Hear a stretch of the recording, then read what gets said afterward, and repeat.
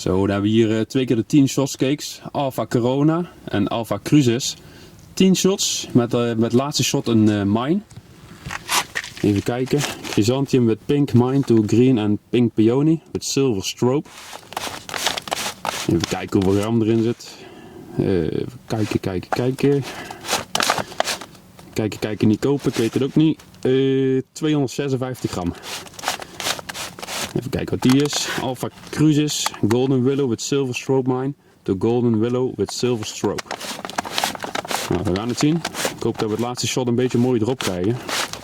Ja, dat je inderdaad een keertje met een mine hebt.